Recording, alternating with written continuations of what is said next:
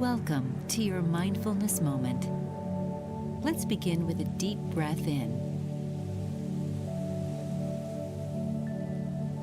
Now out, releasing all tension with your breath. If thoughts intrude, calmly let them go. Bringing your awareness back to your breath. Ukraine is now a nation of In and out. Releasing it fully. Focus on being mindful. Completely aware of the now.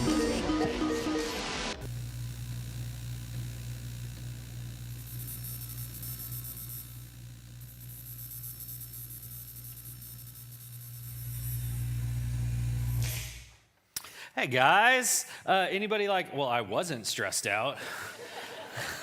And now I am. Hey, my name's Jason. So glad that you guys are hanging out with us for a few moments here today.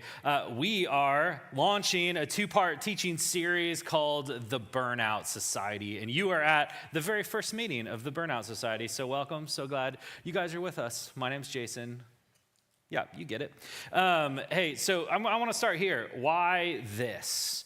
Why are we talking about this? I maybe don't need to share this with you because you all are already here. Sometimes when you do what I do, you have to do some work on the front end to be I got to get everybody where we're at. So we can all be on the same page, right? So we can understand where we're at together. Well, why this is because in my job as a pastor, I actually get a front row seat to have so many conversations and coffees. And I can just tell you, almost to a person, there's a thread of burnout, of tiredness, of exhaustion, of stress, of fill in the blank with almost every single person I meet with. And I have felt that in my own life. It seems like as life moves forward, as complexity increases, life gets crazier and we all feel more stressed out. I think it's a common thing in all humans at this point, is that we're here. So to get us going, I want to start by poking in. We're just going to jump right into the deep end. It'll be okay. We're friends. And ask this question right here. How are you doing really? I don't know if anybody has ever asked you that question. The really part is the significant part of it. You guys all do the first part, right? How you doing? Great. So great. How are you? So great. Things are going great. How are you? Perfect. Couldn't be better. All lies, right? Because the really part gets to the heart of what's really happening. And to get us where we're going, I'm going to start with this picture right here. This, my friends, is a gorgeous 1992 Saab 900 Turbo. Look at those sleek lines. It's just perfect. This actually was my very first car I ever got. Here's a picture of me and my dad. I don't know why he has a light or what he's looking at. Or why we have that look on our face. I'm not sure exactly, but we were checking things out in the garage with my first car. They're probably watching online. Hi, Mom and Dad. That's us. Some of you are in here going, why does the picture look so bad? It's because I actually had to text my mom and be like, do you have a picture? So she actually went to a photo album from those days and then took a picture of the photo album. Some of you guys are like, my mind is blown. But that's what happened. That's why it looks awful. But this car for me had this awesome little gauge on it called a turbo gauge. And it didn't I wish I could find a picture of it, but you guys understand what a gauge is, right? My turbo gauge on that car, you would be driving, and it was a stick. And if you started going fast enough, the turbo would kick in, which is awesome when you're 16. Less awesome if my parents knew, I guess it's out now, knew how fast and how frequently I tried to make that car hit the turbo gauge on country roads. We were living in Indiana at the time. Lots of country roads, and you can go decently fast. Not scary fast, just probably scary fast. But here's where we're going to start is read your own gauge. It's not probably your turbo gauge, but I put cards in the seat backs in front of you. So grab a card. How many of you want to admit, based on your personality type, you've already looked at the card in your seat back? Yeah, that's some of you. And other people are like, there was a red card in my seat back this whole time? I didn't. This is an awesome personality test. So you can turn on to the white side that says the Burnout Society on the top and RPMS checkup. This is a thing I've used for myself personally in a consistent way in my own life, but then also on our staff team, we help lead the staff through this. So we're gonna be all in this thing together. And right on the outset of this activity, you can grab a pen because you're all gonna participate. If you're sitting next to your neighbor who's not participating, just give them a little elbow or mean, dirty look and say, let's go. You're in church. Time for honesty. We're all in this together. It's gonna be fun. You guys all got your cards and your pens ready? So here's what we're gonna do is all of these are gauges in your life. And a gauge tells you how you're doing, right? It like gives you a read on where you're going. And my turbo gauge, here's when the turbo's engaged. But we're just gonna spend some time getting on the same page together. So the first gauge, you're just gonna mark how you're doing on the gauge. Are you empty? Are you about half full? Are you 3/4 full? You guys know how gauges work, right? I'm giving you enough time to grab your cards. So the first thing is relational. Here are some questions for you. How would you rate yourself with your relationship with your spouse? Ooh, got a little awkward. How are you guys doing? How about your friendships? Like, how are you feeling maybe with a lack of relationships or friendships? Like, how is the relational quotient doing in your life? Are you feeling full to the brim, overflowing? Are you feeling like midway? Or honestly, if you're honest with yourself, I'm feeling halfway. Just put a little mark. If you're a little nervous about sitting next to somebody, just put a real super tiny mark so they can't see it. And then anything that stands out there that you want to remember, put that in a blue box here, like any thing like friends or something. That's just a helpful little thing for you. Then the next thing, physically, same thing. How's your energy level these days? Are you actually sleeping at night? Do you feel healthy? How is your eating habits? It's just like a helpful check-in on how you're doing physically. Do you feel exhausted all the time? And on a scale from fully empty to fully full, how are you doing? And then mentally is the next one. One of the questions I love to ask is like, what are you learning? And maybe it's been a long time since you've learned something new, but learning is a way to like be healthy mentally. What are you applying what you're learning? Have you been reading any books? Here's a great question. What thoughts are dominating your mind?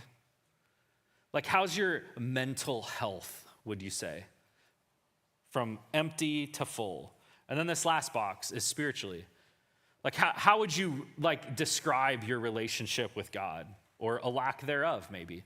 Or what's God been saying to you? Is it like an active relationship? Or do you feel, if you're honest right now, it feels like we're kind of on E right now?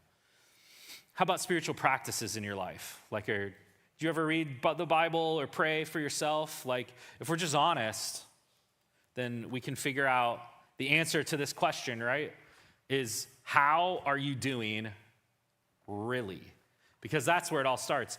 Parents in the room, you guys, almost every time I have a conversation with parents, some version of this comes up. Like, you remember how simple life was before children?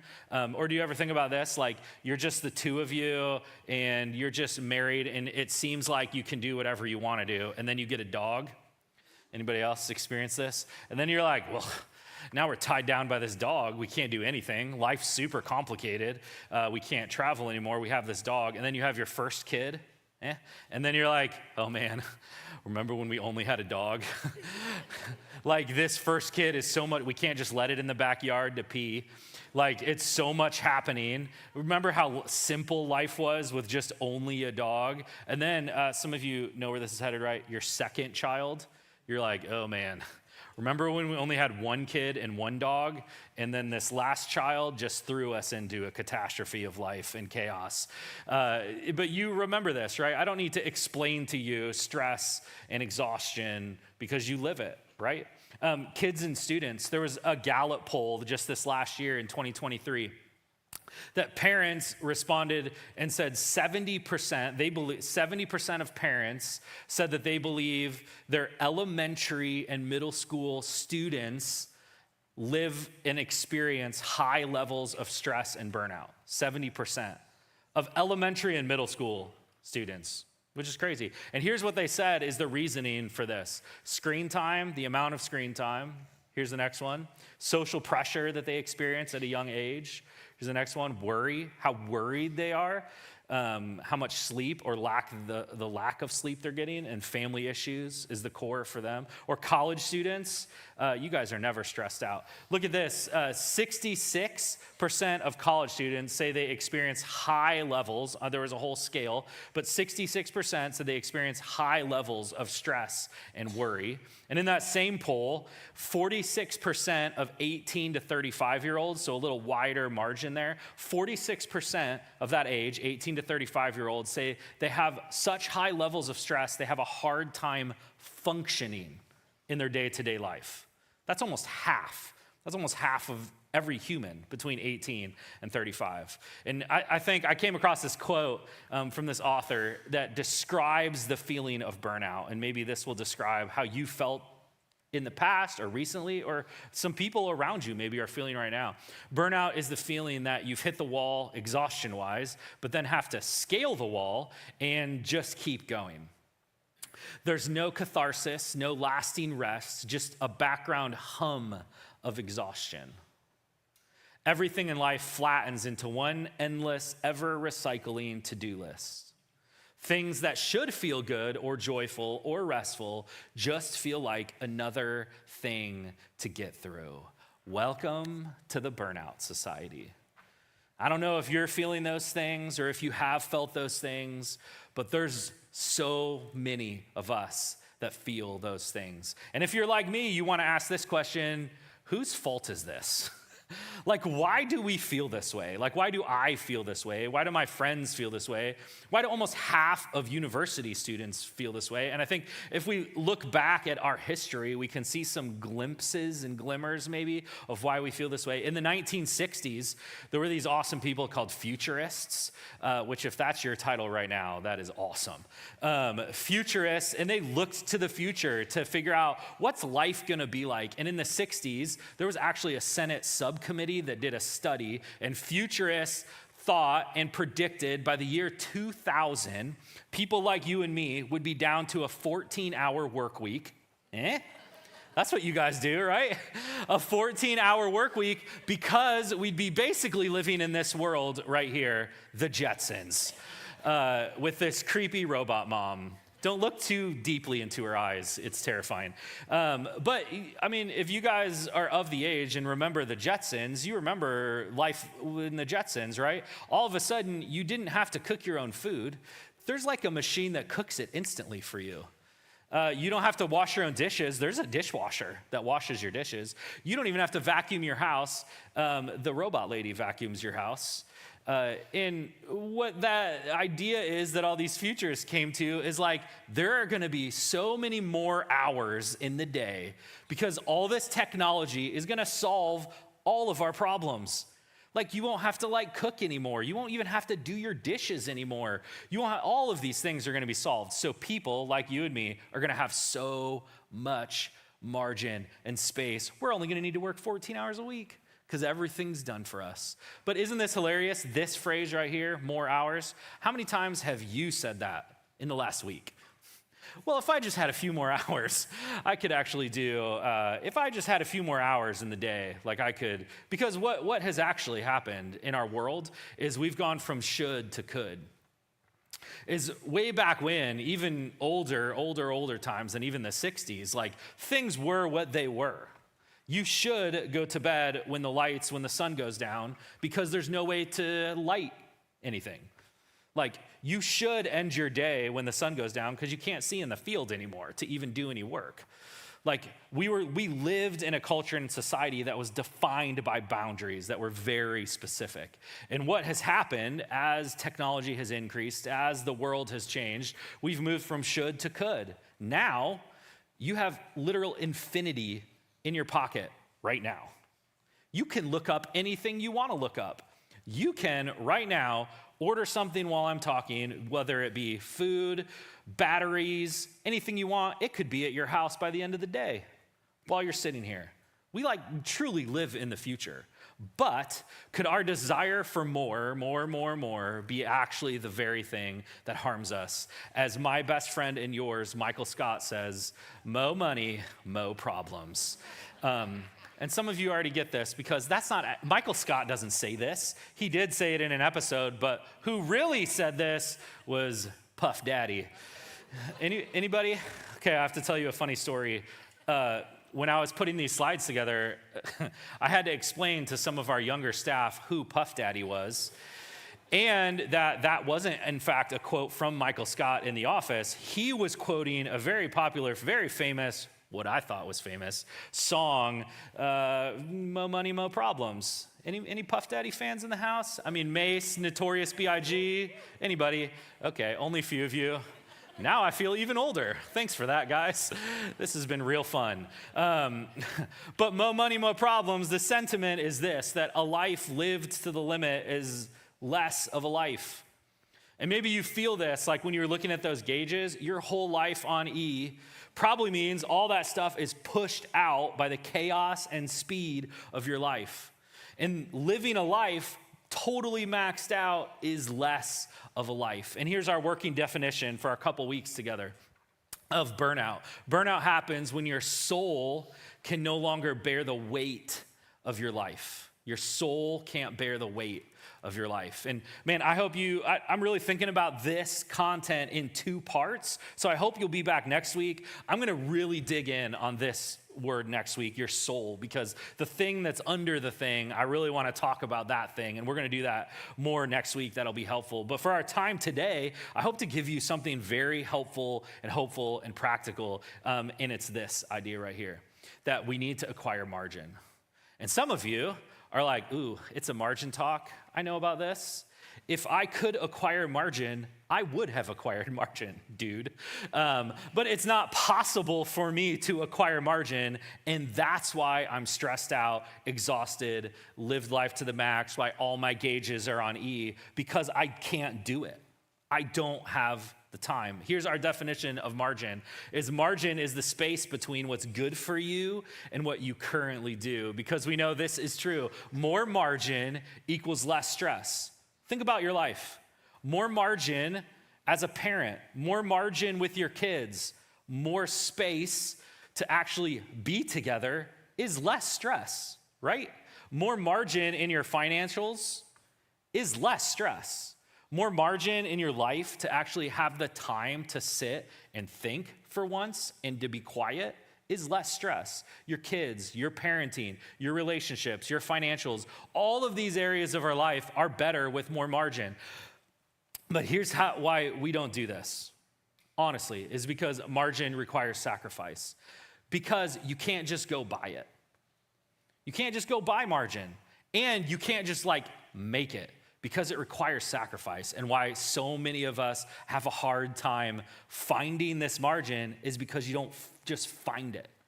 You have to sacrifice. You have to make a trade. It's one of the tensions right now that maybe you're feeling, that I feel up here, is the space between what we currently do, the space between what you're currently doing, and what God is calling you to do. The space between those things is growth. Is in a spiritual term, it's spiritual growth. Like when you're here and you know I should do this, when you scary word, discipline yourself, when you make a decision, maybe another scary word, when you make a decision to move across that gap, that's where you're growing. So as we get going in these couple weeks together, here's a question that is hopefully rhetorical, but is kind of real, is are you willing to grow? Because some of you, and maybe this is your first time walking in a church and you're not even sure about this whole God thing and are very curious where we're headed this morning. I'm so glad you're here.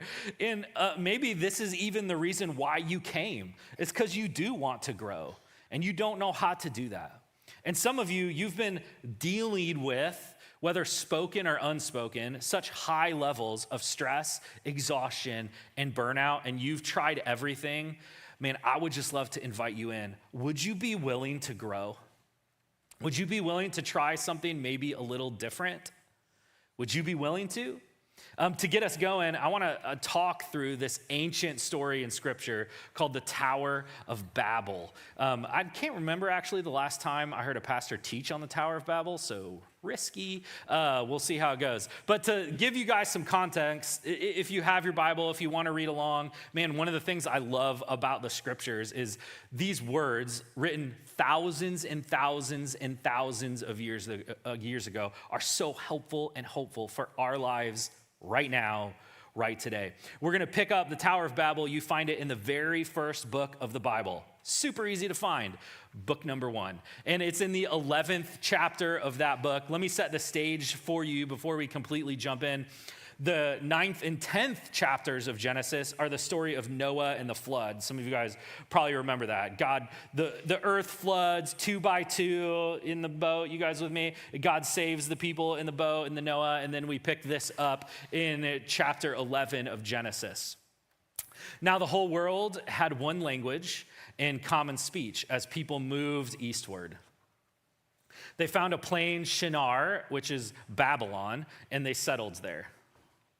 They said to each other, "Come, let us make bricks and bake them thoroughly." They said they used brick instead of stone and tar for mortar. Very detailed. Then they said, "Come, let us build ourselves a city with a tower that reaches to the heavens, so that we may make a name for ourselves. Otherwise, we will be scattered over the face of the whole earth." I'm going to give you a couple more thoughts on this, but one of those is, here's the context, is after the flood, there's the people of God, and God asks them to move and spread and fill the earth. And what you kind of miss on this story is you're like, oh, that's innocent enough. Like, they settled in Babylon, and they started building a tower. Thanks for all the detail. They made it out of brick and tar. Great. But like, what you miss in that is like, that isn't what God asked them to do. Like, God asked them to spread and move across the whole earth. And what they did is they found a nice piece of property and we're like, you know what? We're going to stay right here. It looks nice right here. We're going to hang right here. And so that's what they did. And when they hung right there, they decided we need to build some stuff. So they built a tower so that they could make a name for ourselves. And the Hebrew, the scriptures are in the Old Testament are written in the ancient language of Hebrew. And the Hebrew word for make a name for ourselves is this word Shem. And the reason I bring that up is not to just do like the pastor tricky thing where you like have a Hebrew word and everyone's like, wow, good job. But it actually carries with it a significant thing that we can miss in our translations. And this idea carries with it this idea of make an identity. Like, it's not just a name, but name was such a bigger deal then. It carries an identity. So let's put that idea back into this verse. And it goes like this: a tower that reaches to the heavens so that we may make a name, an identity for ourselves. And this God cares a lot about. Because he set his people up and said, I give you your name. I give you your identity. I tell you who you are and where you go. You find that in me. And what these people did is they said, you know what? We're going to alter the plans here. We're going to build a tower and make it huge and make an identity for ourselves. We're going to be these people. And the next verse goes like this: but then the Lord came down to see the city and the tower the people were building. And so the Lord scattered them from there all over the earth, and they stopped building the city. And that is why it was called Babel, because there the Lord confused the language of the world. And this is why, this idea, you guys, is why in our vernacular today, like someone can be babbling, this is what this comes from. Some of you, all the light bulbs came on, which is awesome. And here's a question. This isn't even where we're going to hang out entirely, but do you think a God who loves you would tear a tower down in your life for your good? I just wonder if sometimes things we experience in life, like that we're trying to build a tower of something, that maybe a God who loves us would tear a tower down in our life. Because that's what happened with these people. They were building a thing for themselves. And what God did was come and said, no, my purpose here is something different than your purpose. And so I am going to still scatter you across the earth. Let's put verse 4 back up. And here's what it says: a tower that reaches to the heavens so that we may make a name for ourselves. I wonder, why do you think they did that? After what they've seen God do, why do you think they built a tower for themselves? My thinking has brought me to some of these ideas right here. The first is pride, that they thought they knew. They thought they knew how to do it. And the second, distrust. Maybe they didn't trust that God was going to do what God said he was going to do. Or lack of faith. They didn't actually have the faith or believe that God maybe wasn't going to not flood the earth again. So they needed to build a huge tower. Maybe it was this. Maybe they just decided to go their own way. That's evident by them building a tower where they built the tower, is they didn't go the way that God had wanted them to. They went their own way. Or how about this? Just afraid. Just fearful, because they didn't know how things were going to pan out. So they saw a great piece of property and had the technology to build this thing, so they built it themselves. And here's what's for us. This question is that, are you building a tower for yourself? And I'm not talking about like working hard or being good at your job or being successful. I'm talking about this idea that's under this is like, has your work become your identity? Have you been working so hard that it has shifted from a thing that you do to who you are? That you've started building to make an identity for yourself. And if you're honest, you would say that you're afraid to stop building because you don't know who you are if you weren't building. If you weren't doing that thing that started in a great place that God probably gifted you to do, but it's over time become something more than that. It's started to become who you are. And here we're back to this idea that margin requires sacrifice. And where we're headed is that we have to stop building long enough to start abiding. And I think what's underneath some of our maybe lack of willingness to sacrifice to find margin is some of the same things and the same reasons that those people were building a tower. It's our pride, right? Because the thing we're building has moved into that dangerous territory of identity because it's who you are. It's how you identify yourself. Or maybe it's distrust. Like you've heard the things that people like me maybe have said, or you feel a little, but you just don't trust. You don't trust that God's going to come through. Maybe it's a lack of faith that pokes into there. Like you don't believe God's going to come through how he promised he's going to come through for you. And maybe even when it gets a little stressful, you get a little nervous and you're right back to building. Or how about this? If you're honest, you just want to go your own way. Maybe you even have a sense God wanting you to do a little something different, but you just don't want to do it. You just want to go your own way.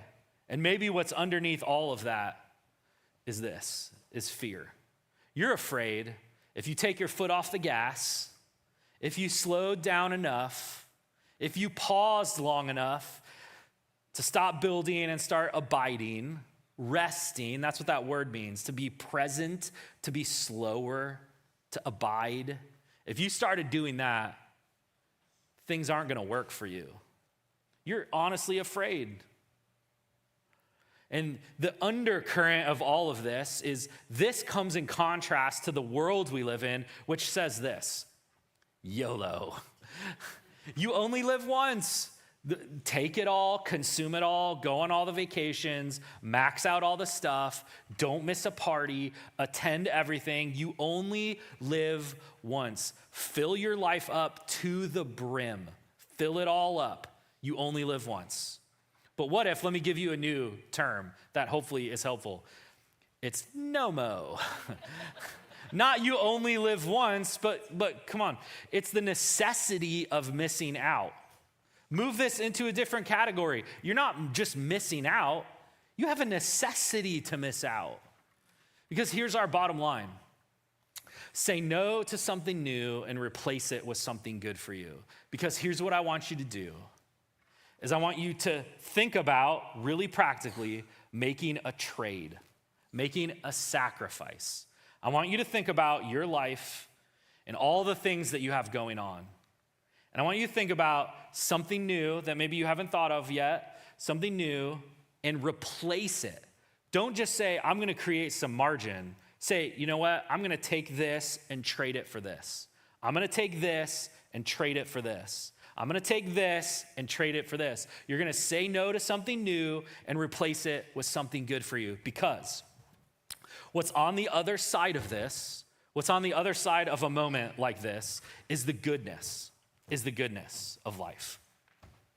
And I kind of want to slow down just a moment, because maybe you're like me and it is a challenge and does feel like a sacrifice to find margin in your life. And it is. It absolutely is. And so I want to slow down a little bit and try to help you see what is on the other side of a decision like this. This is on the other side of it. The goodness of God. The God who loves you, who is for you. The God of the entire universe, who breathed stars into existence, desires a personal relationship with you. That is personal. That's Monday, Tuesday, Wednesday, Thursday, Friday, Saturday, Sunday, and all over again. It's every morning. And when you squeeze everything into every single moment of your day, man, you're missing an opportunity for the goodness of God, to experience the goodness of God. Or how about this? The goodness of family. How often is like our encounters with our family transactional and quick and hurried? When's the last time you sat with your parents and had a conversation? Or with your brother and your sister, and you picked up the phone, and in the slowness and in the margin that you have, instead of like, oh, I need to call her again, and then a whole week goes by and you don't call her again.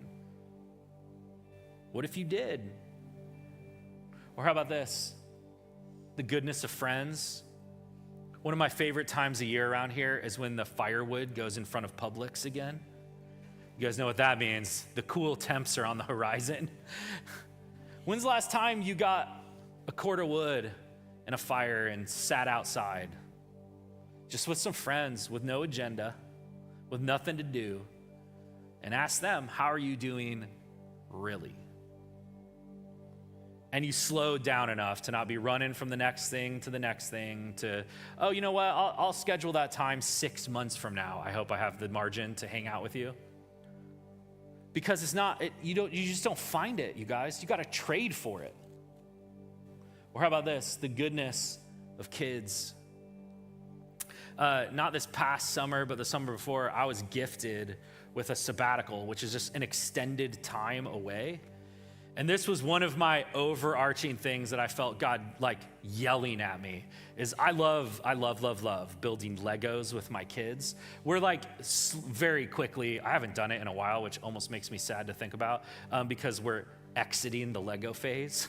But man, even 2 years ago, some of you were like, do you ever exit the Lego phase?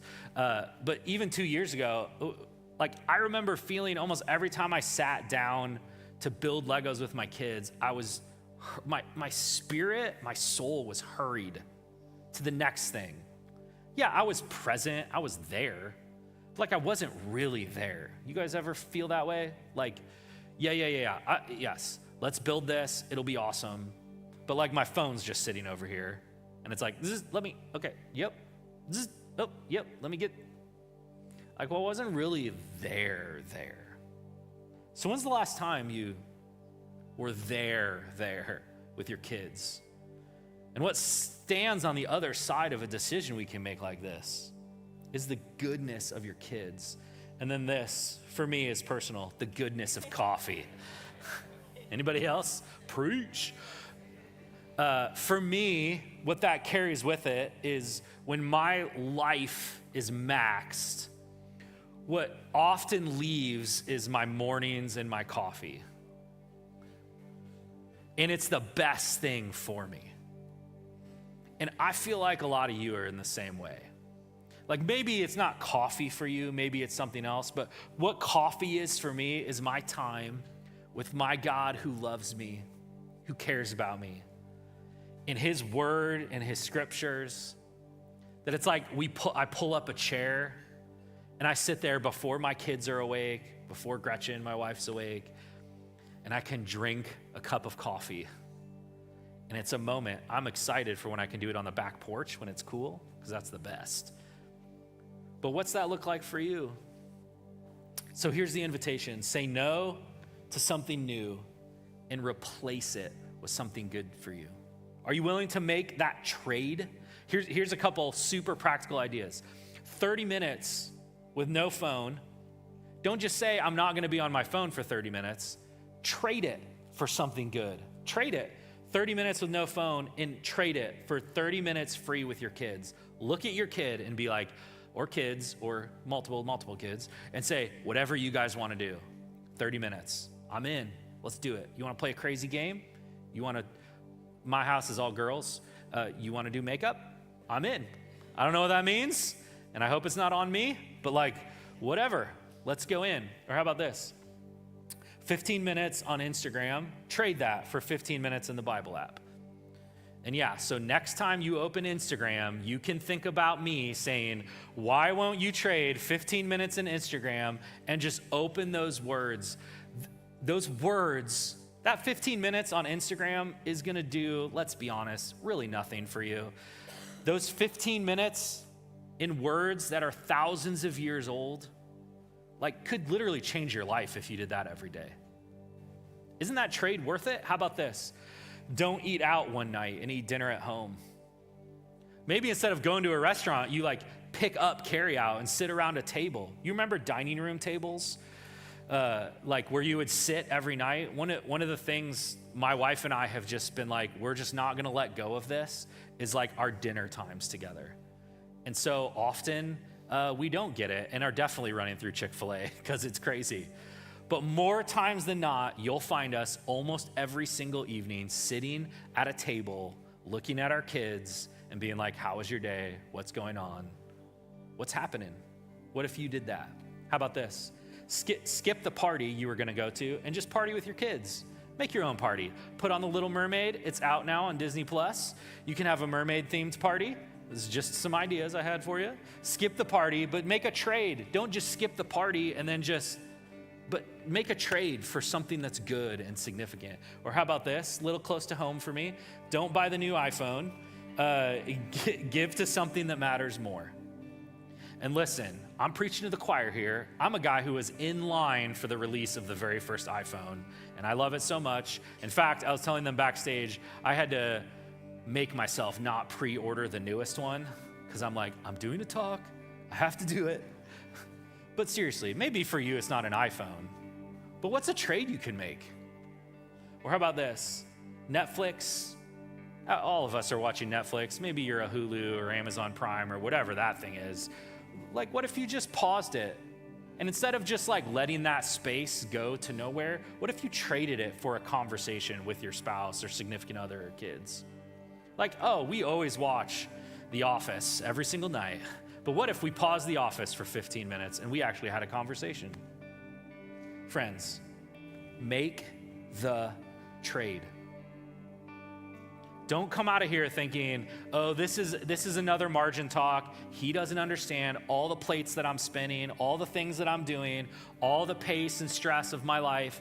I do. I don't know your story, but you guys, I lead a church and have a job and a wife and the complexity of kids running everywhere. We're doing the thing. It's not as simple as like, I'm just gonna magically find time. You have to like be willing to make a trade. And it absolutely will feel like a sacrifice, but it's worth it. It's worth it. And here's the last one, is what if you traded a life following yourself, building your own identity, building your own towers that become who you are, What if you traded that for a life following Jesus?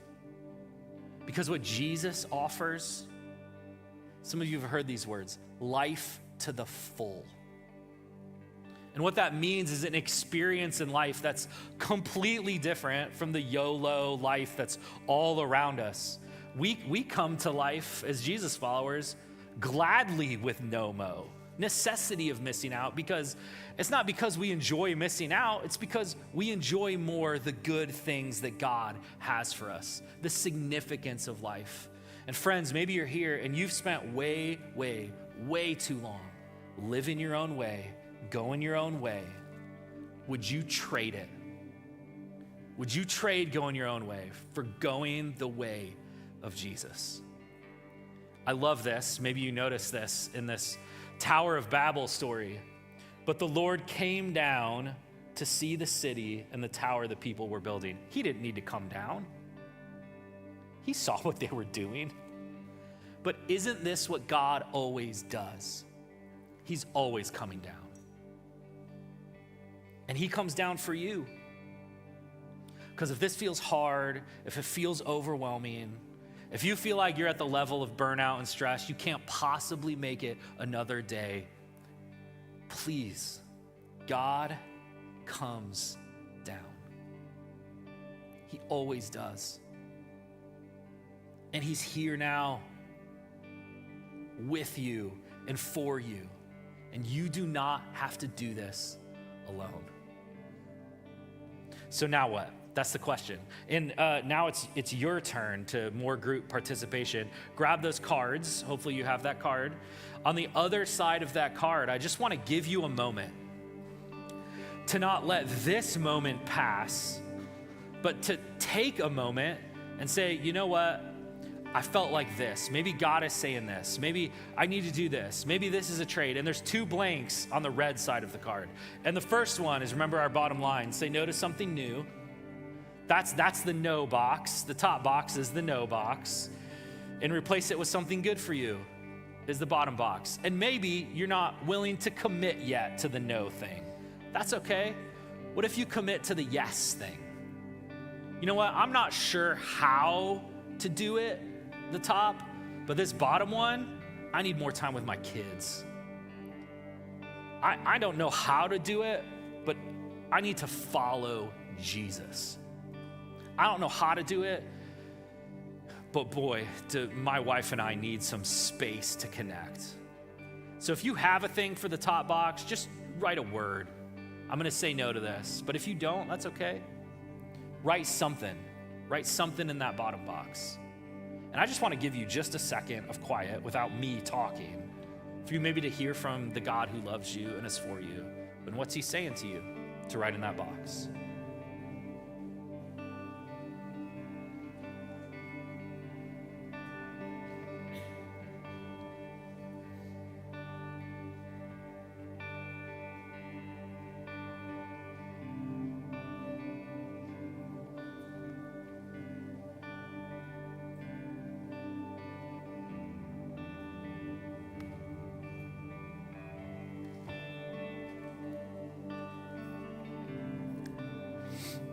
So we're going to close by singing a song together, and it's a song I specifically wanted to sing because it reminds us who God is, and it reminds us the goodness that he has for you and for me. And I love the bridge of it, that his goodness is running after you. It's running after me. Guys, the good things that God has for you are chasing you down. They're chasing you down. Because there's a better way to be in the world. There's a better way to live. And some of you need to be reminded of who God is and what he's done for you. You need to be reminded that he gave everything for you so that you could have the goodness of life, or the way the scriptures writers say it, that you could have life to the full. Life to the full measure is a life lived with him. So would you guys stand up with me? The band's gonna lead us. I'd love to pray for us as we get in to that song. God, I'm so thankful for who you are, thankful for what you've done. God, what you've impressed on our hearts, help us to have it leave this space with us. And not just let it sit and settle here, but change the way we live this afternoon and on our Mondays, Tuesdays, Wednesdays, all the weeks. God, because what sits on the other side of a decision or of a moment is the good life that you have for us. The good life, God, that we experience with you. God, even as we sing these songs, remind us what you've done for us. Remind us who you are. Remind us of what sits on the other side of following you. So God, we love you. We thank you. Thank you for sending Jesus. And it's in his name we pray. Amen. Let's sing.